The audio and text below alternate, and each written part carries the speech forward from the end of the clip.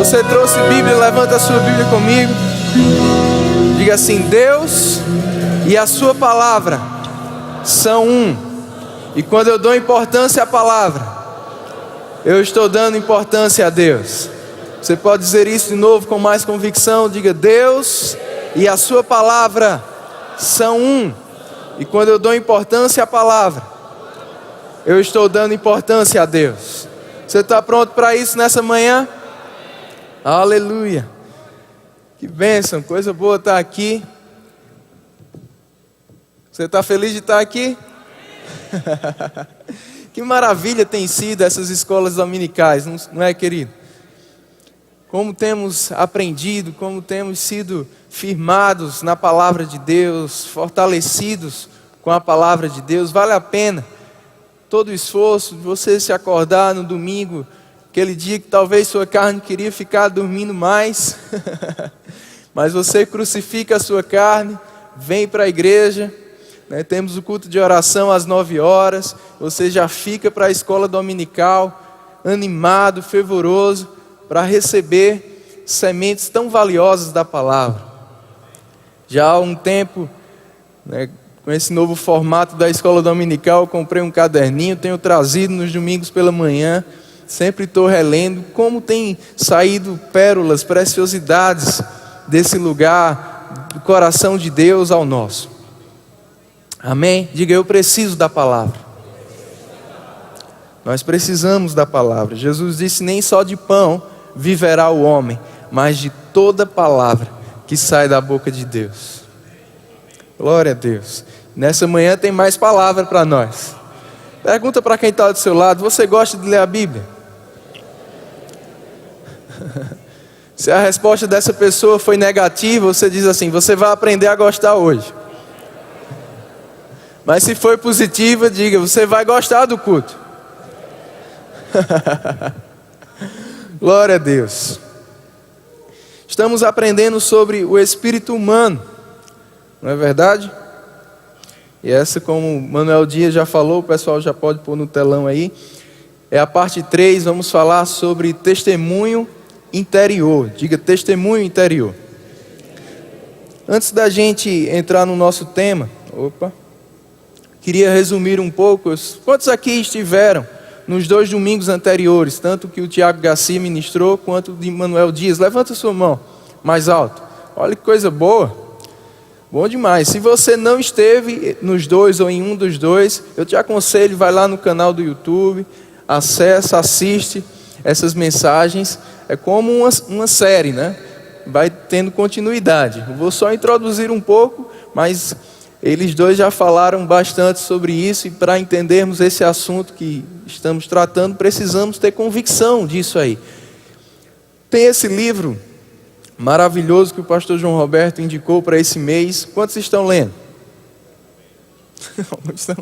Alguns não sabem se estão lendo ainda. Você precisa ler. Diga: eu preciso ler. Como ser dirigido pelo Espírito de Deus, a edição expandida da nossa editora. Está um preço promocional aí, você precisa ler. Tem outros livros que tanto o Tiago Garcia quanto o Maneco indicaram. Esse aqui, O Espírito Humano e O Homem em 3 Dimensões, que fala justamente sobre essas 3 dimensões. Lá em 1 Tessalonicenses 5:23, o apóstolo Paulo diz para nós conservarmos íntegros e irrepreensíveis o nosso espírito, alma e corpo. Diga comigo: espírito, alma e corpo.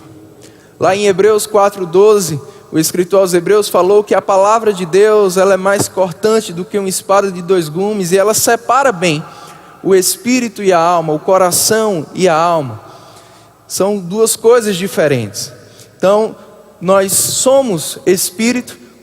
A Bíblia dá vários nomes ao espírito humano. Hoje nós vamos falar bastante sobre coração, e eu quero já te indicar esse livro também aqui, Ouça o Seu Coração. Tem tudo a ver com o que nós vamos estar aprendendo hoje. E também esse outro da nossa editora, O Espírito Dentro de Nós e o Espírito Sobre Nós, vai nos ajudar bastante, te ajudar bastante sobre aprender sobre o espírito humano, sobre testemunho interior. Então nós somos espírito A Bíblia chama também do homem interior, o homem oculto do coração, ou o nosso eu verdadeiro. E é através do nosso espírito que nós temos comunhão com Deus, é através do nosso espírito que nós podemos perceber a dimensão espiritual ou o reino espiritual. Nós temos uma alma, tem a ver com o nosso intelecto, com as nossas emoções. E habitamos em um corpo, que é esse corpo físico, que nós podemos ver e tocar, mas que não é eterno. Ele envelhece dia após dia, mas o nosso eu verdadeiro se renova dia após dia. Esse corpo vai passar, ele vai precisar ser ressuscitado ou transformado, amém? Em um corpo eterno, mas isso já é outra série, né? Vamos falar do Espírito. Vamos falar sobre testemunho interior. Precisamos entender, irmãos, que Deus quer nos guiar. Nós cantamos que Deus sabe o que é melhor para nós. E não só Ele sabe, como Ele quer nos dizer. Amém? Você não fica feliz com isso? Deus quer nos revelar os seus planos, a sua vontade para a nossa vida, os seus caminhos para nós, que são infinitamente maiores e melhores do que qualquer um que nós mesmos possamos planejar. No Salmos 32:8, esse Salmos 32 é maravilhoso, porque Davi estava salmodiando ao Senhor. Ele começa dizendo quem Deus era para ele, e como o Maneco falou muito bem no domingo anterior, nessa comunhão é uma via de mão dupla. Quando nós temos comunhão com Deus, nós falamos, mas Deus também fala. Estava lá Davi salmodiando, e de repente no verso 8, Deus começa a falar para ele através dele mesmo. E Deus diz: instruir-te-ei e te ensinarei o caminho que deves seguir, e sob as minhas vistas te darei conselho. Deus quer nos instruir sobre o caminho que nós temos que seguir. Ele quer nos ensinar debaixo das vistas dele. Ele está conosco em todos os momentos, queridos.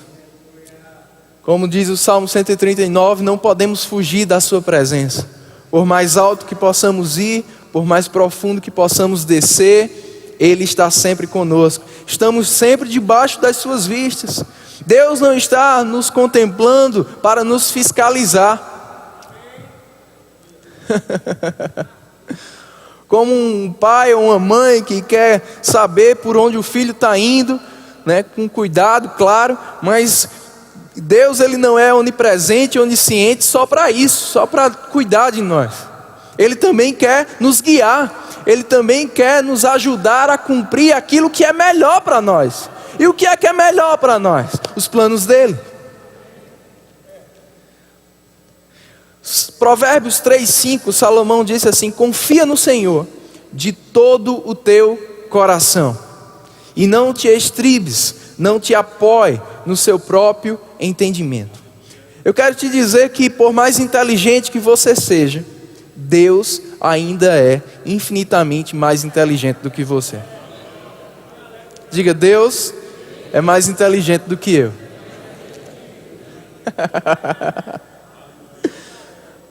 Amém, irmãos? Ele disse em Isaías 55, assim como os céus são distantes da terra. Você já viu como os céus são distantes da terra? Se você já andou de avião, você tem uma ideia ainda maior sobre isso. Como é distante. Ele diz: são os meus caminhos maiores do que os vossos caminhos, os meus pensamentos maiores do que os seus pensamentos.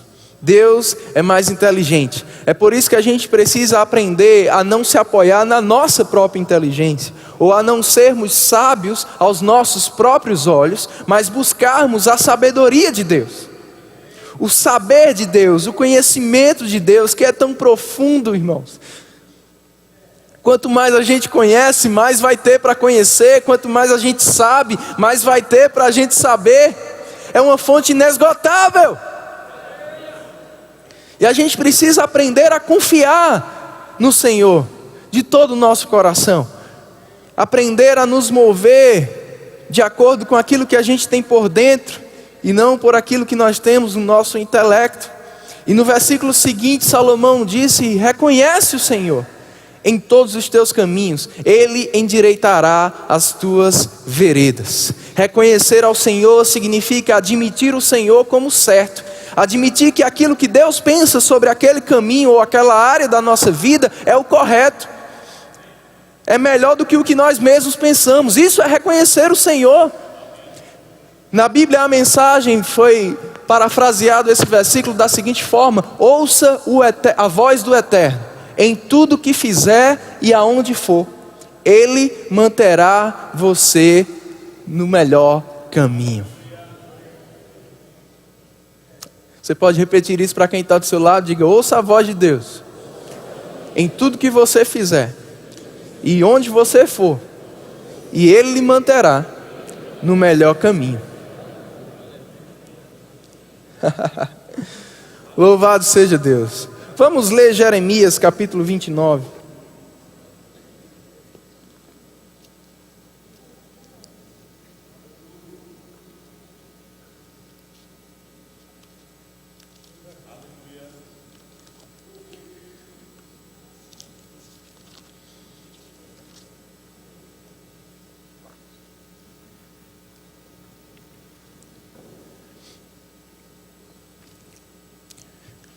Já já a gente volta aqui para os slides. Mas Jeremias, versículo 11 do capítulo 29. Deus diz assim: eu é que sei que pensamentos ou planos tenho a vosso respeito, diz o Senhor. Pensamentos de paz e não de mal. 29:11, o que é que eu disse? Jeremias 29:11.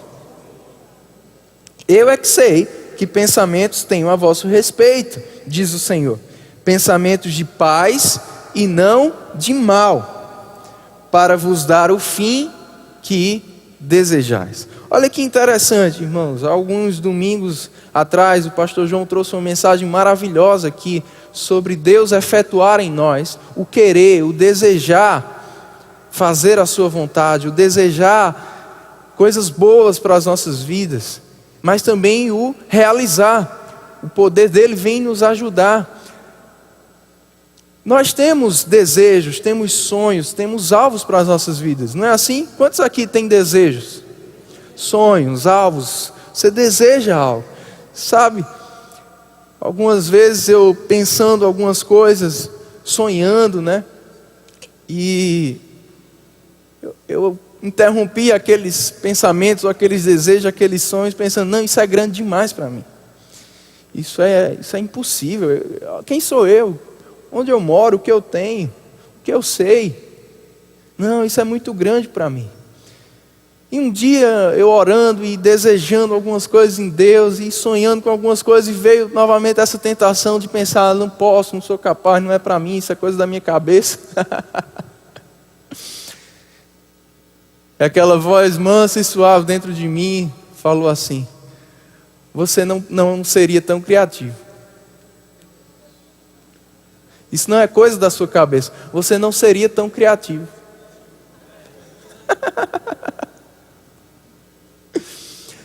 Sabe que Deus nos faz desejar coisas que estão dentro do plano dele para as nossas vidas, estão, claro, de acordo com a sua palavra.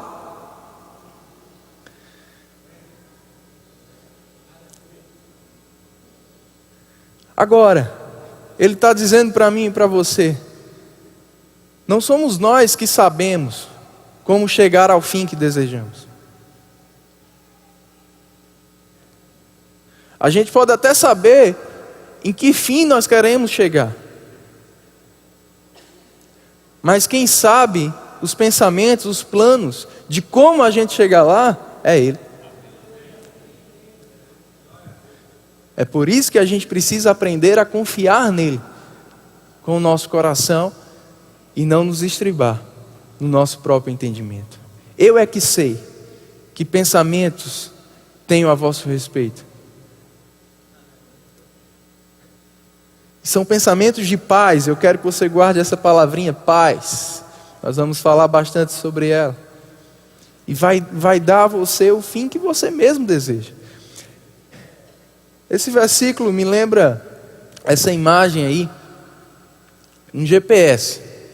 Quantos já usaram um GPS? Você coloca a sua localização e você coloca o fim que você deseja chegar. E é o GPS que traça o plano ou a rota de como você chegar ao fim que você deseja. E é isso que Deus está dizendo. Eu é que sei como você vai chegar ao fim que você deseja chegar. Eu é que sei a rota. Eu é que sei a melhor rota para te levar até lá.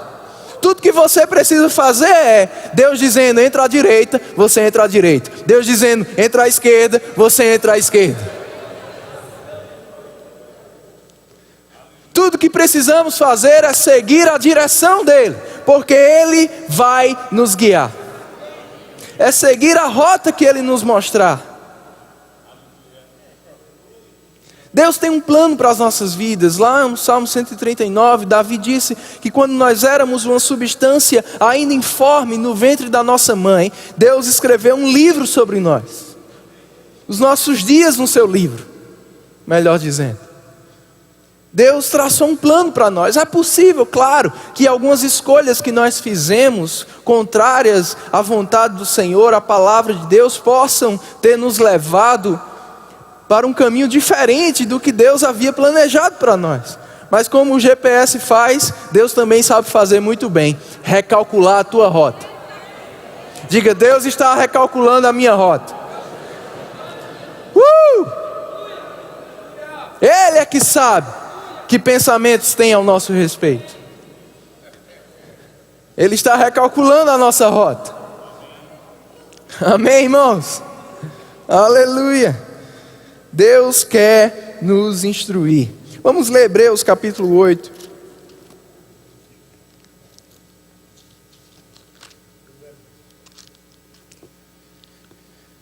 Aleluia. Hebreus capítulo 8.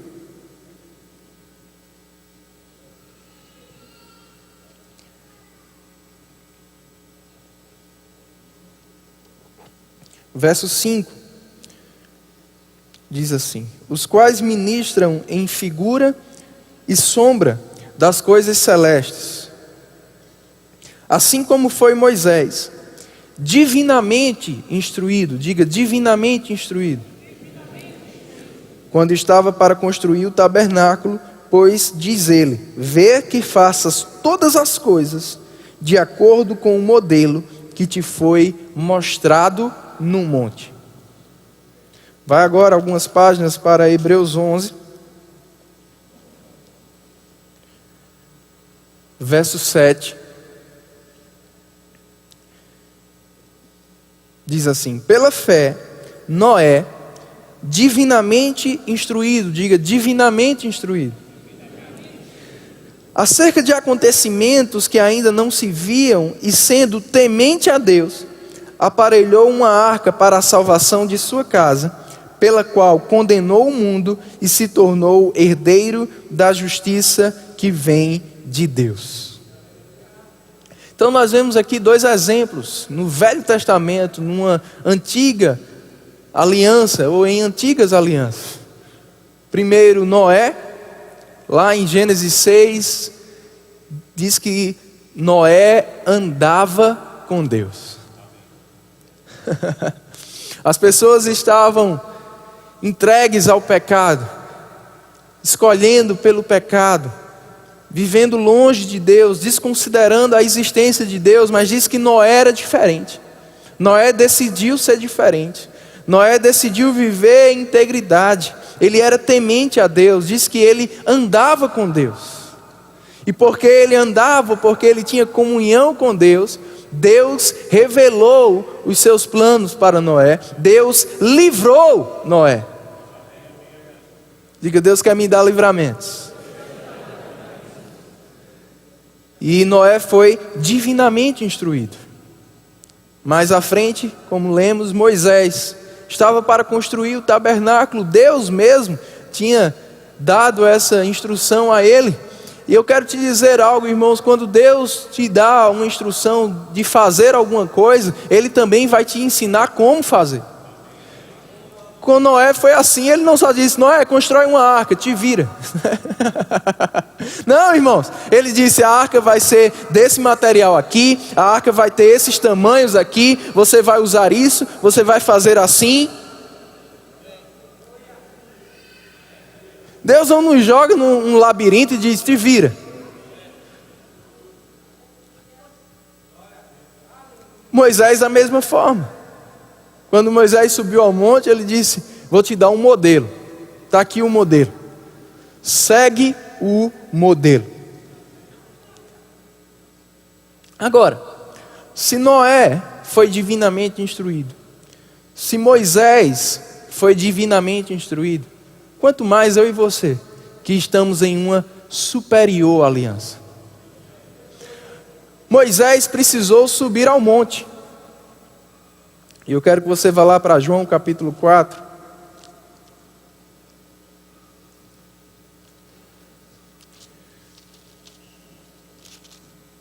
Desde já eu quero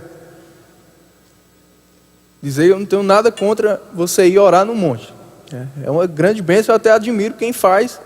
E se eu tiver oportunidade, eu vou fazer também. Você crucifica bem sua carne, não é verdade? É ou não, irmãos? Se você não for, você vai saber que precisa. Principalmente alguns mais cheinhos aí, para subir um monte dá mais trabalho. Vai crucificar bem sua carne. Com certeza sua carne não vai querer ir, vai ser um bom treinamento para ela. Amém? Mas você não precisa necessariamente subir a um monte para ouvir uma direção de Deus. Quem precisou fazer isso foi Moisés. Amém?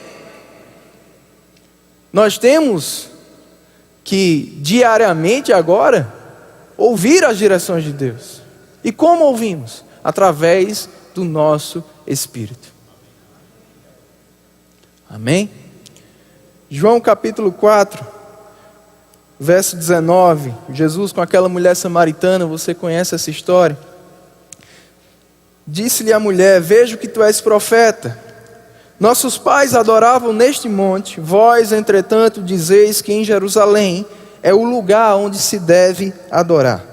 Disse-lhe Jesus: mulher, podes crer-me que a hora vem, quando nem neste monte, nem em Jerusalém, adorareis o Pai. E esse nem significa não somente lá. Vós adorais o que não conheceis, nós adoramos o que conhecemos. Porque a salvação vem dos judeus. Mas vem a hora, e já chegou, diga: já chegou, em que os verdadeiros adoradores adorarão o Pai. Como?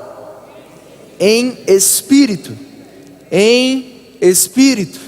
Em espírito. E em verdade. Porque são estes que o Pai procura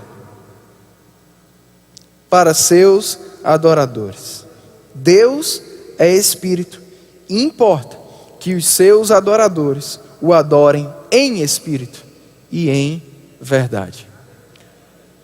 É o nosso espírito que nos dá a condição de adorarmos a Deus ou de desenvolvermos comunhão, relacionamento com Deus. Amém, irmãos? E essa hora já chegou. O homem não tinha como ter essa comunhão espiritual com Deus, porque por causa do pecado, ele estava destituído da glória de Deus, como diz Romanos 3, 23. Isaías 59, 1 diz que os nossos pecados faziam uma separação espiritual entre a gente e Deus, entre o homem e Deus. Deus pôde instruir Noé, Moisés e tantos outros no Velho Testamento, falando diretamente para eles, aparecendo a eles, dando sonhos, visões e também através dos profetas. Na velha aliança, os profetas serviam como essa voz de Deus, esse guia. Mas no Novo Testamento é diferente, a gente vai ver isso já já.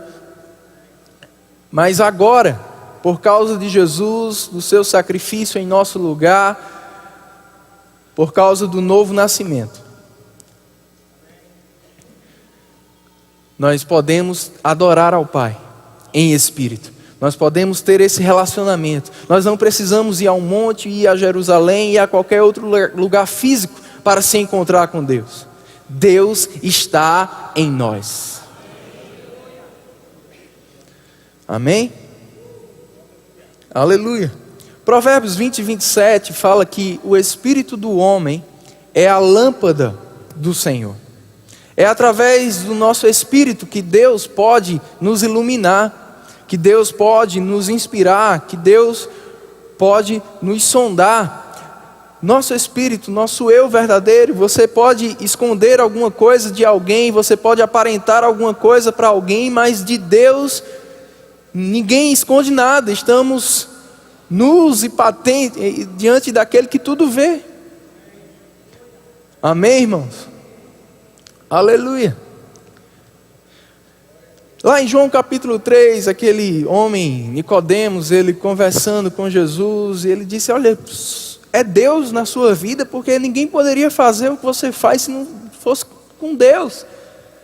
E Jesus disse para ele: importa-vos nascer de novo, necessário é que você nasça de novo. Ou seja, para você ter Deus em você, para você ter essa livre comunhão com Deus, é preciso, é necessário nascer de novo.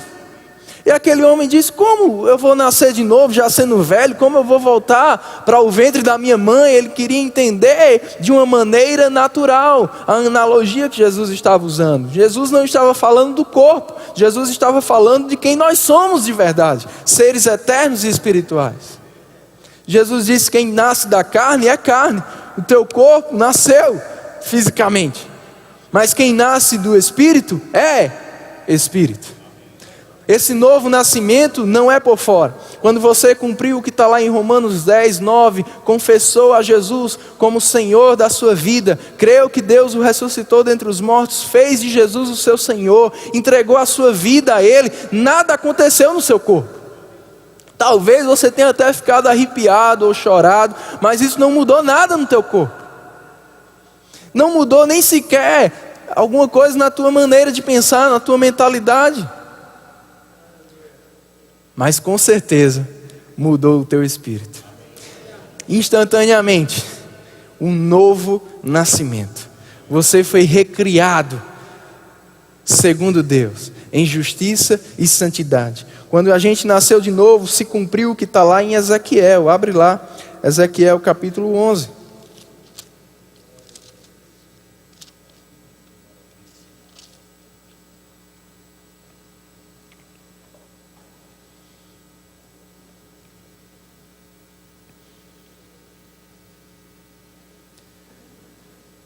Aleluia. Ezequiel capítulo 11, verso 19. Dar-lhe-eis um só coração, espírito novo porei dentro deles. Tirarei da sua carne o coração de pedra e lhes darei coração de carne, para que andem nos meus estatutos, guardem os meus juízos e os executem. Eles serão o meu povo e eu serei o seu Deus. O profeta Ezequiel também profetizou isso novamente lá no capítulo 36, Ezequiel 36, verso 26. Dar-vos-ei coração novo, e porei dentro de vós espírito novo. Tirarei de vós o coração de pedra, e vos darei coração de carne.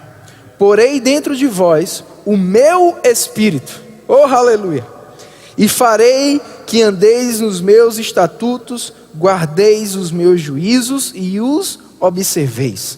Habitareis na terra que eu dei a vossos pais, vós sereis o meu povo e eu serei o vosso Deus. Livrar-vos-ei de todas as vossas imundícias, farei vir o trigo e o multiplicarei, e não trarei fome sobre vós. Oh, aleluia! A Bíblia tem 830 referências sobre coração. A maioria delas não se refere ao nosso órgão do corpo físico, coração. O órgão que bombeia sangue para o nosso corpo. Mas como uma figura de linguagem, uma metáfora, coração significa o nosso espírito, o âmago do nosso ser, quem nós somos de fato, o nosso íntimo, o nosso interior. Amém, irmãos? O espírito humano, que é o que nós estamos estudando, ele é chamado na Bíblia, muitas vezes, inclusive nesses versículos que lemos, de o coração do homem. Amém? Amém? Sem o seu coração natural, você não vive, não é verdade? Seu corpo não pode ter vida. A palavra de Deus também diz que quando não tem mais o espírito, o corpo está morto. Você está aqui? Então a Bíblia usa essa figura de linguagem do coração com o espírito, porque é onde está de fato a nossa vida espiritual, a nossa vida eterna. Então havia sido profetizado aqui exatamente sobre o novo nascimento, esse transplante de coração, não o coração físico, que muitas vezes você acaba ele com a gordura da carne que você come, né? Mas não é esse transplante não, embora alguns precisem desse tipo de transplante. Mas o que aconteceu no novo nascimento foi um transplante espiritual. O espírito, o nosso coração, ele estava insensível a Deus, por causa do pecado. Ele estava como uma pedra, duro, não tem pedra aqui, né? Vamos usar o vidro. Duro, insensível, inanimado, inativo. Mas quando a gente nasceu de novo, aconteceu isso aqui, um espírito novo, um coração novo, não mais de pedra, não mais insensível, não mais inativo, não mais desapercebido a Deus, mas agora um coração de carne, um coração com vida, um coração sensível, que pode perceber Deus. É por isso que Jesus diz que quer ter relacionamento com Deus, é necessário nascer de novo, porque Deus é Espírito.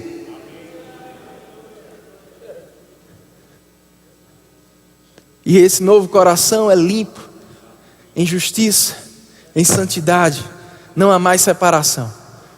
Pelo contrário, como ele também profetizou, ele colocou junto desse coração o seu próprio Espírito. Aleluia, aleluia. 1 Coríntios 6,19 diz que nós somos santuários do Espírito Santo, ou templos do Espírito Santo. O nosso corpo, na verdade, também é templo do nosso Espírito, que é templo do Espírito Santo. 2 Coríntios 6,16, Paulo até mesmo cita essa profecia de Ezequiel, e ele diz que nós somos a morada do Espírito. O Espírito está no nosso espírito, o que também Paulo cita lá em Efésios 2:22, que diz que Deus habita em nós, mediante o seu Espírito, no nosso espírito. Amém? Ficou claro para você? Eu estou sendo claro, irmãos? Está dando para acompanhar? Glória a Deus. Então vamos continuar.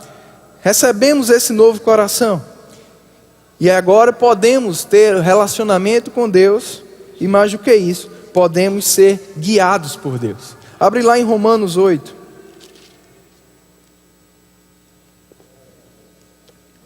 Aleluia.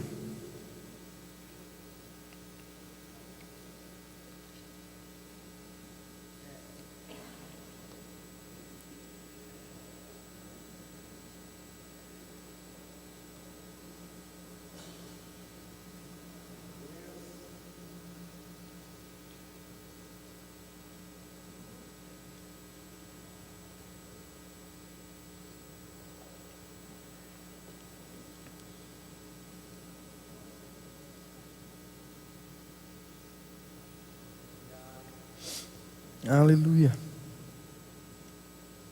Romanos 8, você está lá? Verso 14 diz: todos os que são guiados pelo Espírito de Deus são filhos de Deus, porque não recebestes o espírito de escravidão para viverdes outra vez atemorizados, mas recebestes o espírito de adoção, baseados no qual clamamos: Abba, Pai. O próprio Espírito testifica ou testemunha com o nosso espírito que somos filhos de Deus. Todos os que são guiados pelo Espírito de Deus são filhos de Deus. Todos os filhos podem ser guiados, embora alguns não estejam se deixando ser. É possível que você seja filho, mas não seja guiado por uma opção sua. Amém? Agora, se você é guiado, certamente você é filho. Por quê? Porque só quem tem esse novo coração pode ser guiado. Se você pode ser guiado, significa você nasceu de novo. Porque quem é guiado pelo Espírito é filho. Porque você recebeu, não o espírito de escravidão, mas você recebeu o Espírito que clama a comunhão com Deus. Que pode ter comunhão com Deus de filho a pai. E ele diz como essa comunhão se dá dentro de mim, dentro de você. Diz que o Espírito de Deus testifica, testemunha, diz alguma coisa para o nosso espírito. Se, como Kenneth Hagin fala, se o Espírito de Deus testifica com o nosso espírito acerca da nossa salvação, ele testifica sobre qualquer outra coisa. Amém? Se ele nos dá a certeza que nós somos filhos de Deus, ele vai nos dar qualquer outra certeza, meu irmão. É assim que acontece o que nós chamamos e estamos estudando de testemunho interior. O Espírito de Deus dá um testemunho, testifica algo ao nosso espírito. É por isso que nós temos que aprender a ouvir o nosso espírito, a ouvir o nosso coração. É por isso que temos que ter comunhão com Deus, é por isso que temos que ser fervorosos, é por isso que temos que ser sensíveis. Como o Tiago Gassin ensinou muito bem aqui no primeiro domingo dessa série, sensibilidade é diretamente proporcional à precisão. Quanto mais sensível você está, mais precisamente você vai ter a informação. Quanto menos sensibilidade, mais confuso, menos preciso, menos clareza. Mas quanto mais sensível, mais informação. É por isso que nós temos que aproveitar esse espírito novo. E como Salomão ensinou muito bem, sobre tudo o que temos que guardar. Sobre tudo. Acima de qualquer coisa, nada é mais valioso do que o nosso espírito. Sobre tudo o que se deve guardar. Provérbios 4, 23, 24. Sobre tudo o que se deve guardar. Guarde o seu coração. O seu espírito. Abre lá em Efésios 4.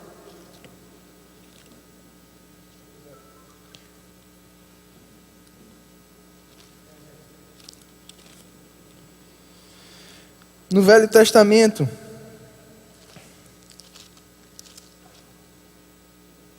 estou tentando achar aqui, Jeremias, acho que 17, dizia que o nosso coração era enganoso. Por que era enganoso? Porque ele era duro.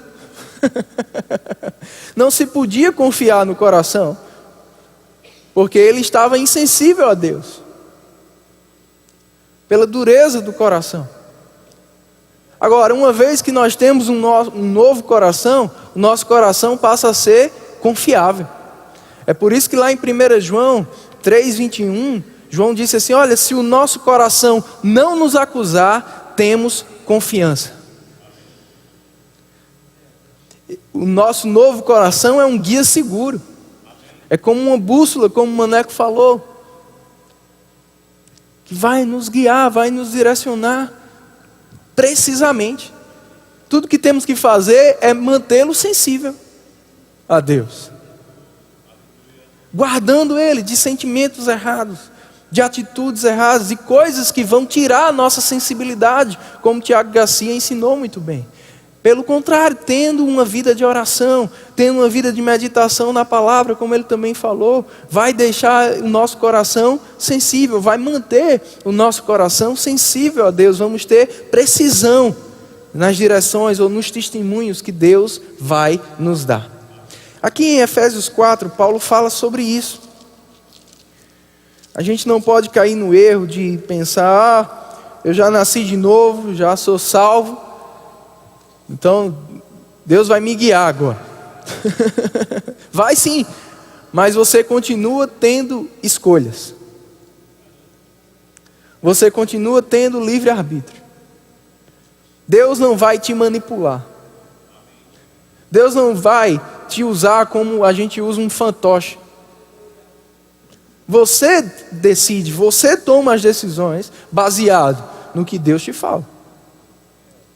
E para isso, você tem que ter escolhas que vão te manter conectados, te manter sensível a Deus. Aqui em Efésios 4:17, Paulo diz assim: isto portanto digo e no Senhor testifico que não mais andeis como também andam os gentios. Olha que coisa interessante, ele está falando aqui para a igreja de Efésios, para pessoas que já haviam nascido de novo, como eu e você. E ele diz, é possível que mesmo tendo nascido de novo, você ainda esteja andando como andava antes. Ou como os gentios, como as pessoas no mundo estão andando. Como é que elas andam? Como nós andávamos antes? Na vaidade dos próprios pensamentos, obscurecidos de entendimento, alheios, despercebidos da vida de Deus. Por causa de quê? Da ignorância em que vivem, pela dureza do coração. É assim que estávamos antes do novo nascimento, é assim que os gentios estão, que as pessoas no mundo estão. Com o coração duro, estão obscurecidos em entendimento, despercebidos da vida de Deus, não conseguem ter comunhão com Deus, andam de acordo com o que dá na telha. Mas eu e você não. Eu e você podemos e devemos andar diferentes. Não estribados no nosso próprio entendimento, mas confiando no Senhor, no nosso coração. E ele falando ainda sobre essas pessoas, diz: os quais, tendo se tornado insensíveis, se entregaram à dissolução para com avidez cometerem toda sorte de impureza. Não foi assim que aprendestes a Cristo, se é que de fato o tendes ouvido e nele fostes instruídos, segundo é a verdade em Jesus, no sentido de que, quanto ao trato passado, vos despojeis do velho homem, que se corrompe segundo as concupiscências do engano, e vos renoveis no espírito do vosso entendimento, e vos revistais do novo homem, do novo espírito, do novo coração, criado segundo Deus, em justiça e retidão, procedentes da verdade. Depois ele começa a falar sobre comportamento. Antes você mentia, agora você não deve mentir mais. Antes você roubava, agora você trabalha e dá aos outros em vez de tirar dos outros. E ele continua falando sobre mudança de comportamento. Isso me ensina, irmãos, que se eu nasci de novo e fui feito uma nova criatura, eu não devo mais andar como velha criatura. Porque se eu andar como velha, eu vou voltar a ficar insensível. Eu vou voltar a ter um coração duro. E é por isso que em Hebreus 3, versículo 10, ele diz: quando você ouvir a voz do Senhor teu Deus, não endureça o seu coração. É possível você ter um coração sensível a Deus, um coração de carne, um espírito novo, mas por decisão sua. Você não considerar a instrução de Deus, você não considerar o que Deus está mandando você fazer, e você achar que é mais inteligente do que Ele. E a cada passo que você dá contrário ao que Deus te fala, mais insensível você se torna.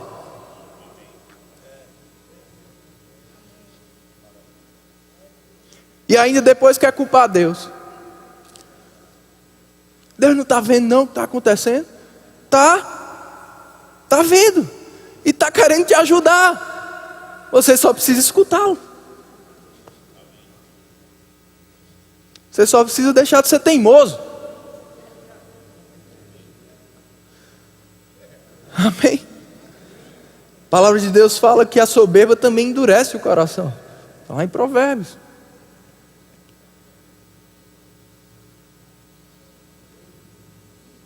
Não escuta ninguém, não recebe um conselho, não se deixa ser corrigido. Vai ficar insensível, coração duro de novo. Cuidado para não perder sua salvação.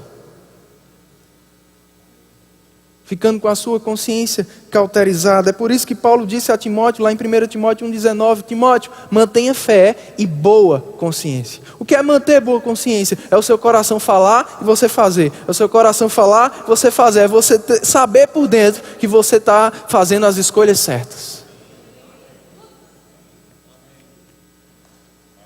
Amém, irmãos? Temos um guia seguro dentro de nós. E eu aprendi desde o departamento infantil que como cristão a gente precisa viver como quem pilota um avião e não como quem dirige um carro.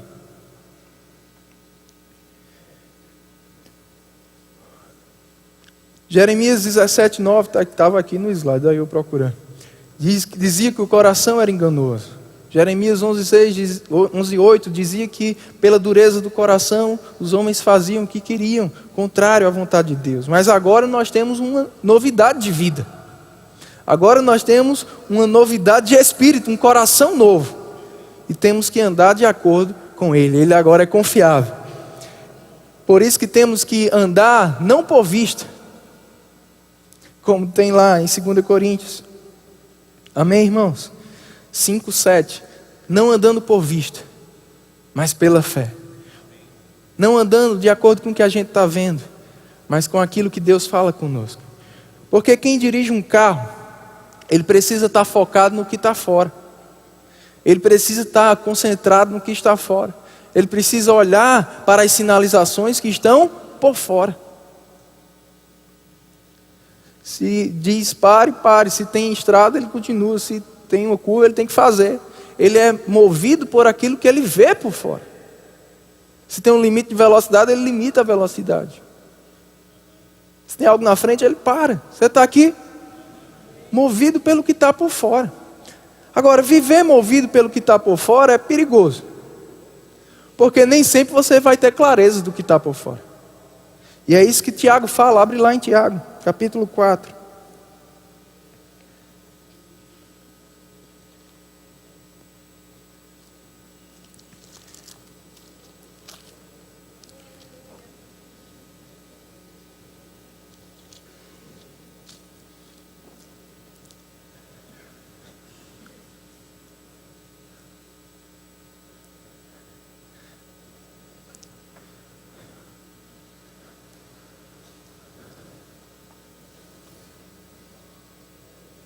Eu sempre pensei que minha avó estava certa quando ela dizia: o que os olhos não veem, o coração não sente. Mas tem coisa que o coração sente mesmo que os olhos não vejam. Você está aqui? Você vai andar por vista ou pelo coração? Você vai se estribar no próprio entendimento ou confiar no Senhor? Tiago 4,13 diz: atendei agora, vós que dizeis, hoje ou amanhã iremos para a cidade tal, lá passaremos um ano, negociaremos e teremos lucro.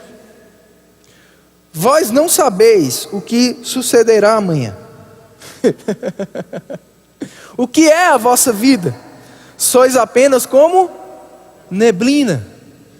Algumas versões dizem: os seus dias são como neblina. O seu futuro é como uma neblina que aparece por instante e logo se dissipa. Quantos aqui já enfrentaram uma situação como essa da imagem? Dirigir em uma forte neblina. Você não vê nada. É arriscado. É perigoso. É perigoso você querer traçar os teus próprios planos. Como Gilson Lima dizia, Você não sabe o que está depois da curva, mas Deus sabe. Então antes de fazer a curva, é melhor você perguntar a Deus: faça a curva ou não?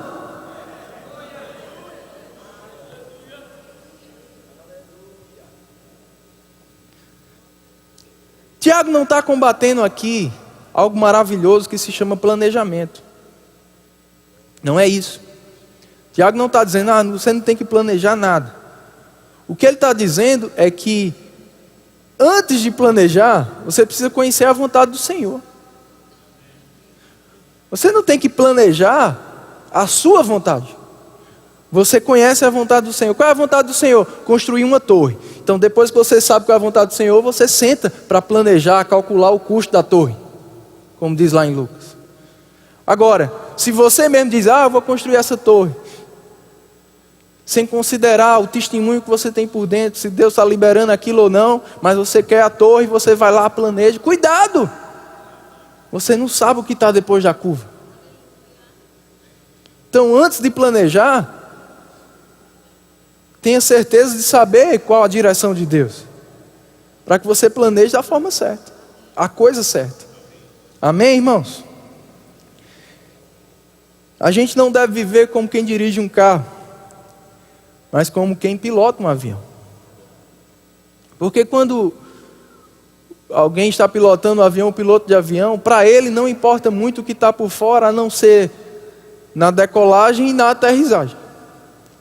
Lá em cima, o que está por fora não interfere. Quantos sabem que não tem placa de sinalização nas nuvens?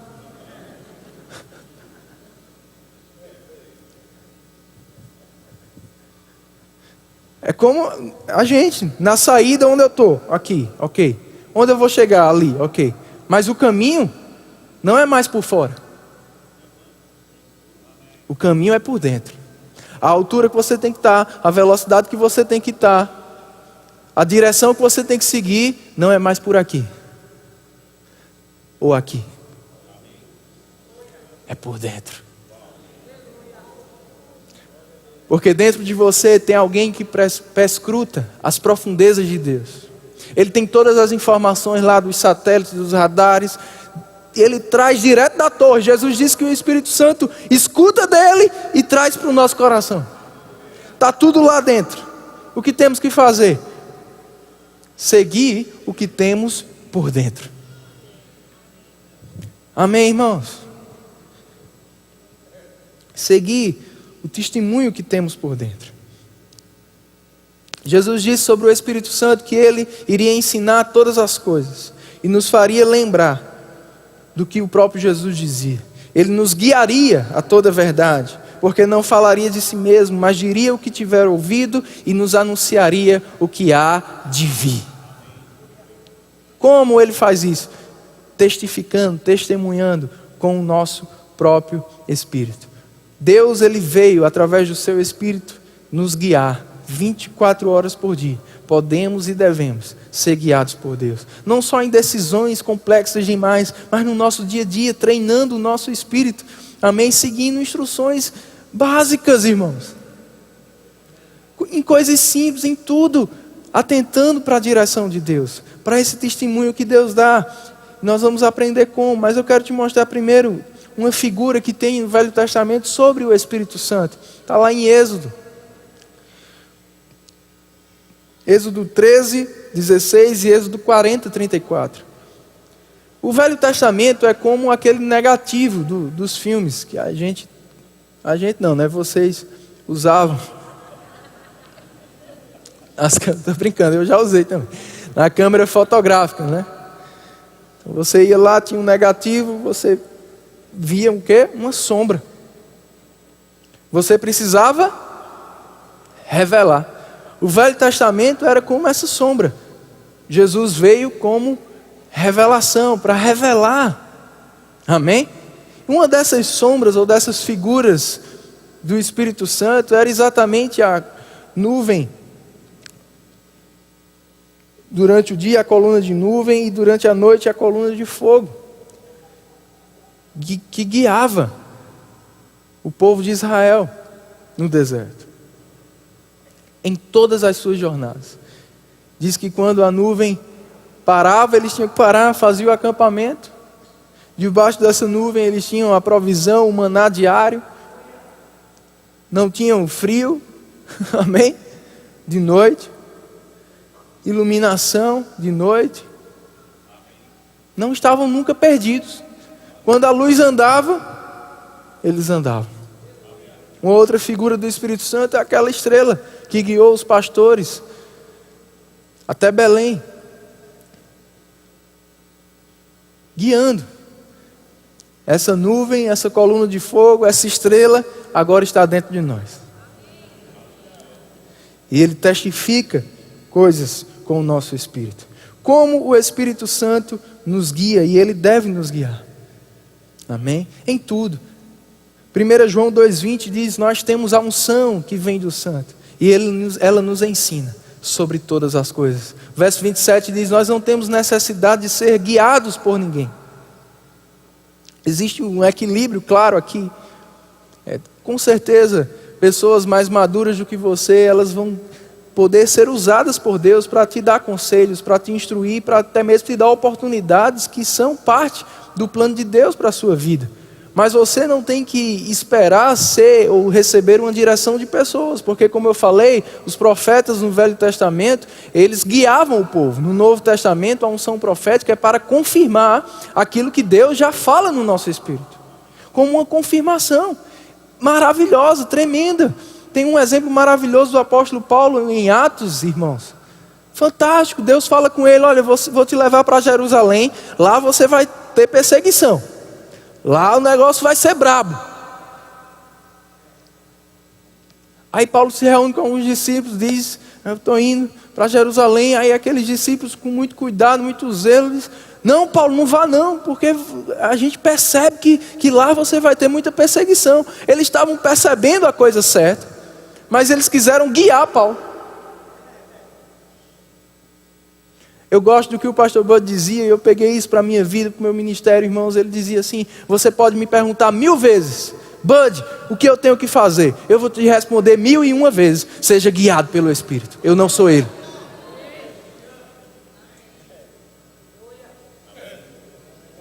Porque às vezes a gente, pessoas vêm: pastor, o que é que você acha? Para depois jogar a responsabilidade em você, ou em mim, nos pastores. Não, você é responsável por suas escolhas. Amém? A gente vai te aconselhar, a gente vai te mostrar o que a palavra diz, a gente vai te ajudar a perceber qual a direção de Deus. Mas quem vai dar a direção é Deus, para você. Então se oriente, como diz o pastor Raul. Amém, irmãos? E depois Paulo, mesmo assim, diz: não, eu tenho que ir para Jerusalém.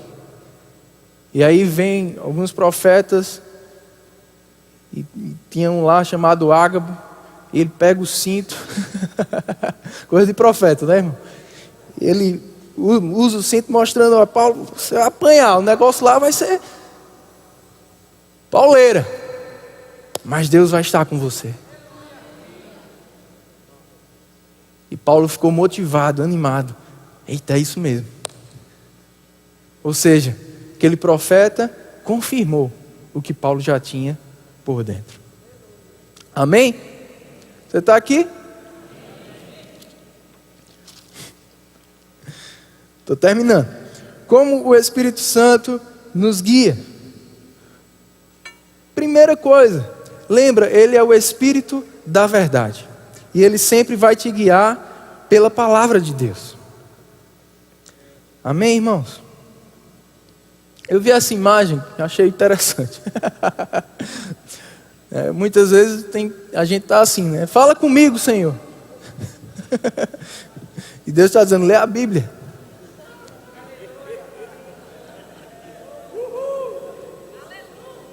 Diga: a Bíblia é Deus falando comigo. Ela revela a vontade de Deus geral para todos nós. E o Espírito Santo é o Espírito da verdade. O Espírito Santo nunca vai te guiar, o teu coração nunca vai te dar um testemunho diferente do que está na palavra, ou para te fazer contrariar algum princípio que está na palavra. Jamais, porque foi o próprio Espírito Santo que inspirou a palavra. E ele não vai se contradizer, ele não é incoerente. Amém, irmãos? Então Deus nos guia pela palavra. A palavra revela a vontade geral de Deus para todos os seus filhos. Mas dentro dessa vontade geral existe a vontade específica, individual, peculiar para cada um de nós. Aquele plano que falamos no início de Deus. E é por isso que Ele habita dentro de nós. Abre lá em Colossenses 3. Você está aprendendo alguma coisa? Diga glória a Deus. Colossenses 3, versículo 15. Diz: seja a paz de Cristo o árbitro em vosso coração. Como eu gosto muito de futebol, eu já associei essa palavra árbitro ao juiz lá, né? O árbitro.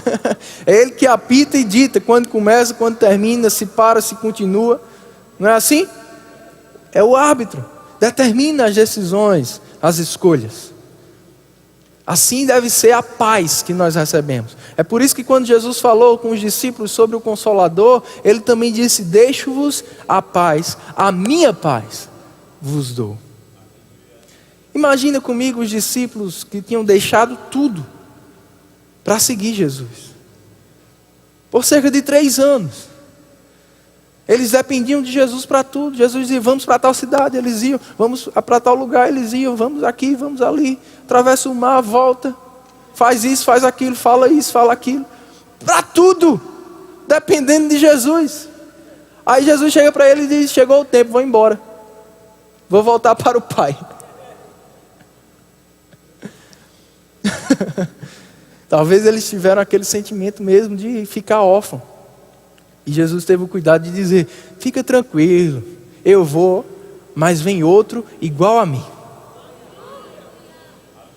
E Ele não vai estar somente com vocês, como eu estou. Ele vai estar em vocês. E Ele vos guiará, Ele vos anunciará o que há de vir. Ele vai fazer o que eu já faço. Na verdade, Ele vai estar ouvindo de mim. Ele vai ser apenas o nosso ponto. Ele vai ouvir de mim e vai dizer para você. Vai ouvir de mim e vai dizer para você. Vou continuar guiando vocês, só que através dele. Dentro de vocês.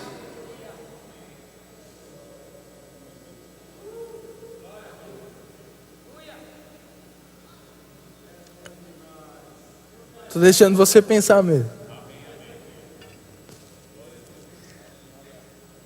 E Paulo fala que essa paz é como um árbitro dentro de nós.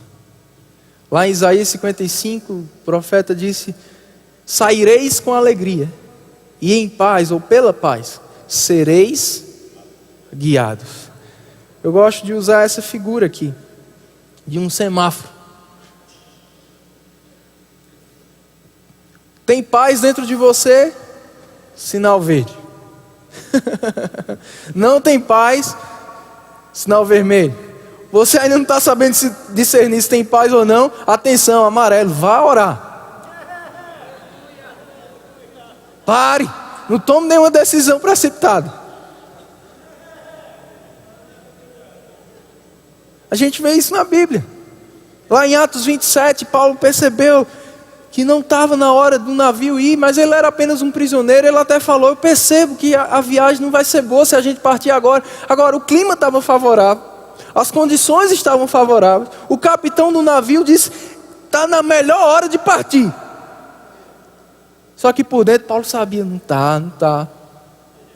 Então cuidado para você não estar dirigindo o carro quando deveria estar pilotando avião. Agora, Paulo era o prisioneiro, quiseram seguir o capitão, quiseram ser sábios aos próprios olhos, quiseram se estribar no próprio entendimento. O que aconteceu? Tempestade. Estavam já morrendo, Lucas estava lá, ele que escreveu Atos, ele disse: olha, já tinha acabado toda a nossa esperança de salvamento. De repente Paulo aparece e diz assim: tenham bom ânimo.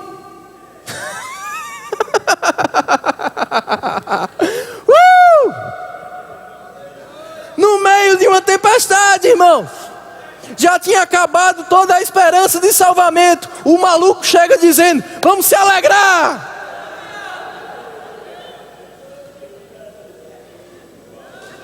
Por quê? Paulo tinha outra informação. Ele disse: o Senhor me falou que nenhum de nós vai morrer por causa de mim. Vocês foram desobedientes, mas por causa de mim nenhum vai morrer. E eu confio, eu não me estribo no próprio entendimento, eu não vou agir de acordo com essa tempestade, com o que eu estou vendo por fora. Eu confio que será como Ele me disse. Quando você está sensível, meu irmão, pode ter a tribulação que vier, a tempestade que tiver, você tem bom ânimo. Rapaz, tudo isso, está rindo de quê? Estou rindo que eu já sei o final. Já sei o final da história. Como é bom ser guiado, meu irmão. Deus já nos mostra o final.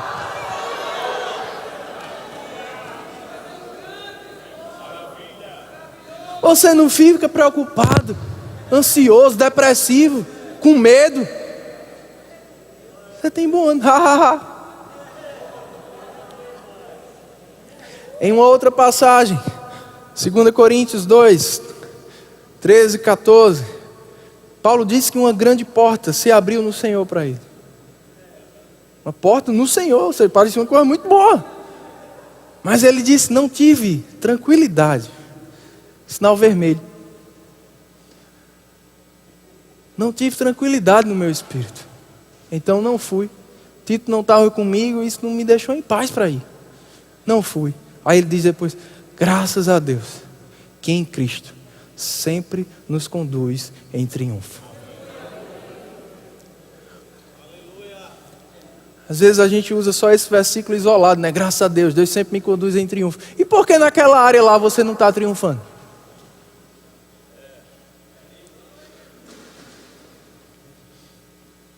É igual a essa última imagem que eu vou mostrar para você. Que adianta você ter o Salmo 23 na parede, papel de parede do computador, declarar todos os dias: o Senhor é meu pastor, nada me faltará. E por que está faltando?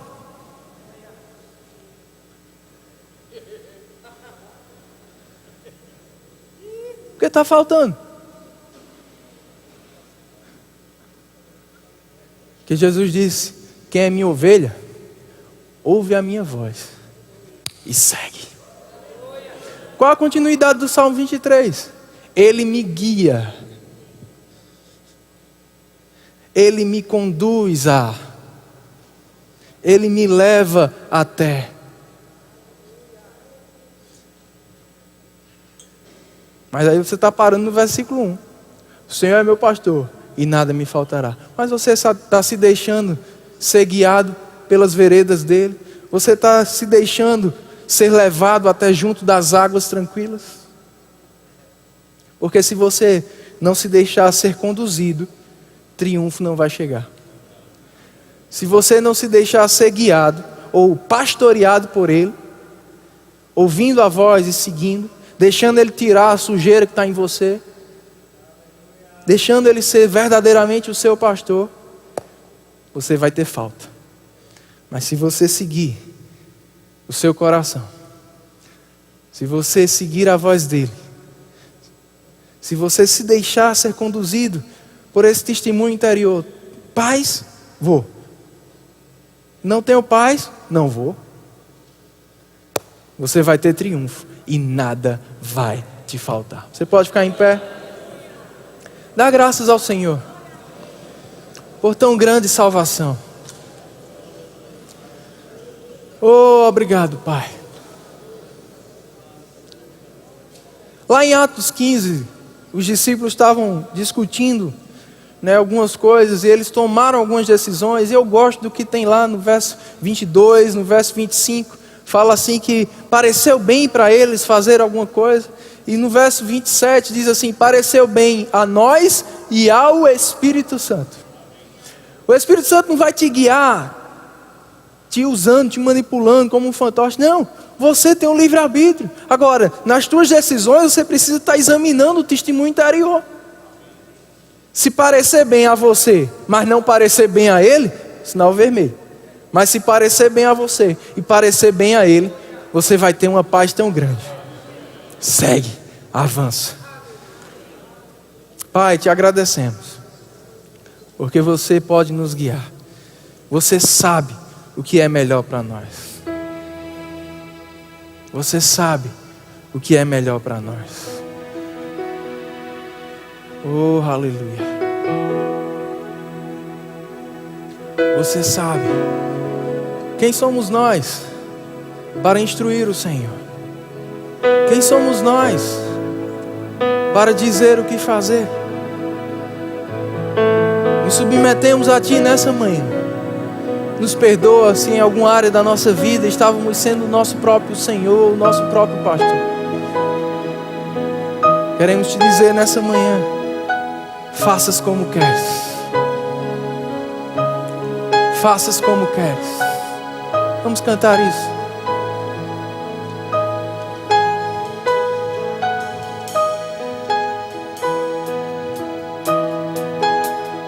Teu querer,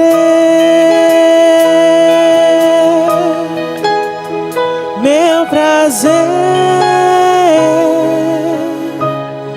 viver tua vontade para mim é o que eu preciso.